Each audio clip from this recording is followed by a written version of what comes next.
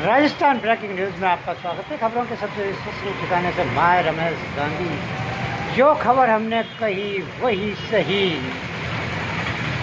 का आईना दिखाते हैं हम। बिहार के राज्यपाल आरिफ मोहम्मद खान से विशेष साक्षात्कार करने के लिए वरिष्ठ पत्रकार रमेश गांधी। राजस्थान ब्रेकिंग न्यूज़ में आपका स्वागत है। खबरों के सबसे विश्वसनीय ठिकाने से मैं रमेश गांधी।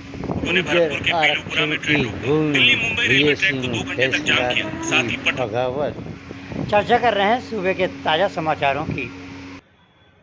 सूबे के मुख्यमंत्री भजन लाल ने मकान मालिकों के दर्द और पीड़ा और वेदना को समझते हुए और भांपते हुए आला अफसरों को और ठेकेदारों को सख्त निर्देश दिए हैं। सड़क बन गई, 3 बार सड़क बन गई, लेकिन आपने क्या किया? अगर उस सड़क को बनाते तो पहली सड़क को अगर उखाड़ करके बनाते तो आपका वो मटेरियल है वो भी काम में आ जाता। लेकिन अभी क्या कर रहे हैं? 3 बार बना दी, चौथी बार बना ले। मकान वाले परेशान है। जिनके सामने आप सड़क बना रहे हैं वो मकान वाले परेशान है। वो ये कह रहे हैं कि लगातार सड़क ऊपर होती जा रही है, मकान नीचे होता जा रहा है। आप एक समस्या का समाधान नहीं, एक समस्या पैदा कर रहे हैं। क्यों ना उस सड़क को उखाड़ करके हम बनाएं, उसी मटेरियल को रिसाइकिल करके हमें काम मिले। लेकिन उसको परेशानी हो रही है, उसका मकान नीचे जा रहा है, वो मकान में पैसा लगा रहा है। अब एक बार मंजिल लिया है, कितना बनाए भाई? 1 फुट 2 फुट कर देता है, लेकिन सड़क तो जब बनती है छूट जाती है। वो 10 फुट 10 बालक बन गए तो फुट हो गया, 5 फुट कौन रखेगा इतना ऊपर? तो ये हमें मुख्यमंत्री भजन लाल ने आज राजस्थान की समीक्षा की। चर्चा कर रहे हैं सूबे के मुख्यमंत्री हीरालाल नागर ने आज दिल्ली में केंद्रीय ऊर्जा मंत्री मनोहर लाल खट्टर और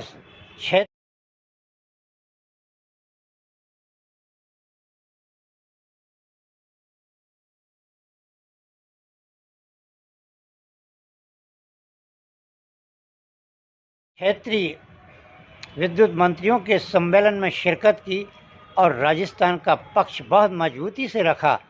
हीरालाल नागर सदैव विद्युत महकमे में नए नवाचार कर रहे हैं। सौर ऊर्जा को लेकर वह ज़बरदस्त कवायद कर रहे हैं और आम नागरिकों को उसका 2026 में कैसे फ़ायदा पहुंचे उसके लिए वे जी तोड़ मेहनत कर रहे हैं। कुल मिलाकर इस वर्ष विद्युत कटौती भी कोटा शहर में 10 या 20% हुई है। पिछली बार तो विद्युत कटौती के कारण आम जनता बेहाल हो गई थी और परेशान हाल हो गई थी। वहीं चर्चा कर रहे हैं हम कांग्रेस के भूतपूर्व मुख्यमंत्री अशोक गहलोत और भूतपूर्व उप मुख्यमंत्री सचिन पायलट ने क्या पासा फेंका अशोक गहलोत पर कि 2028 में अब मुख्यमंत्री का ऑफर दिलवाएंगे। भाईचारा, प्रेम और कांग्रेस को मजबूत करने का संदेश उनके पिताश्री की 25वीं पुण्यतिथि के तर्कस के माध्यम से अशोक गहलोत के घर पहुंचे और उनको राम राम साहब कहकर अपने पिताश्री की 26वीं पुण्यतिथि पर दौसा में पधारने का आमंत्रण दिया। इस समय सचिन पायलट बहुत ही फूक पर कदम रख रहे हैं। 2028 के चुनावों में वह मुख्यमंत्री का ख्वाब देख रहे हैं। वहीं दूसरी ओर प्रतिपक्ष के नेता टीकाराम जूली और गोविंद सिंह डोटासरा की जोड़ी का बढ़ता हुआ प्रभाव भी सचिन पायलट को परेशान हाल किए हुए है। अशोक गहलोत तो वैसे ही हाशिए पे चल रहे हैं, आला कमान ने उनको दरकिनार कर दिया है। चर्चा कर रहे हैं अलवर की। आज अलवर में तिजारा में अलवर के पूर्व महाराजा, पूर्व केंद्रीय मंत्री, पूर्व सांसद भंवर जितेंद्र सिंह और प्रतिपक्ष के नेता टीकाराम जूली ने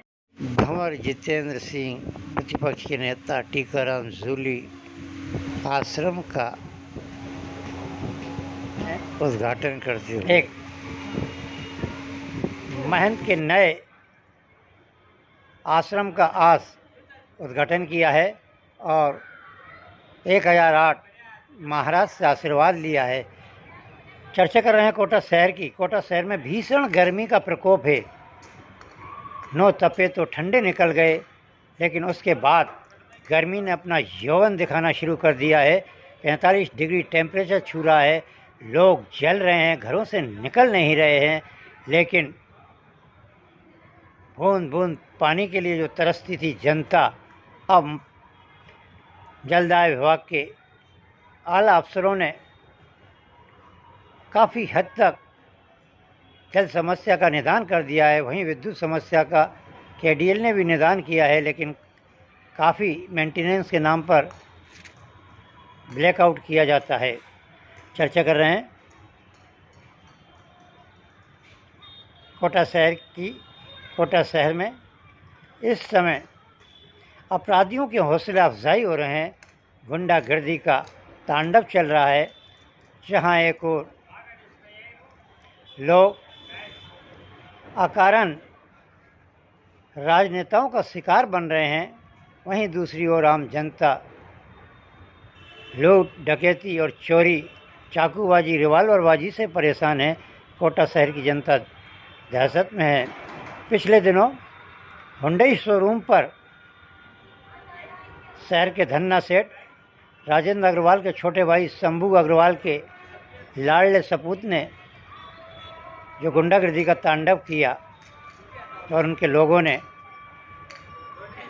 वह वीडियो अपने आप में ये कहानी दर्शा रहा है कि गाड़ी रखने की जरा सी मामूली बात को लेकर इतना बड़ा तांडव किया गया।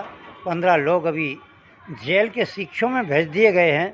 और वहीं जो गार्ड की वर्दी पहने हुए था उसको भी मुलजिम माना गया है, जबकि मुलजिम मुस्लिम समाज के 2-3 लोग थे जिन्होंने मारपीट की थी शंभू अग्रवाल के सुपुत्र के साथ।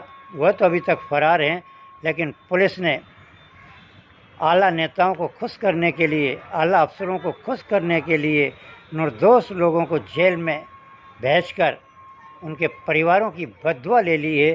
कुल मिलाकर स्पीकर ओम बिरला के एक करीबी प्रेमनगर के गार्ड का भी इसमें नाम आया और वो भी जेल में है।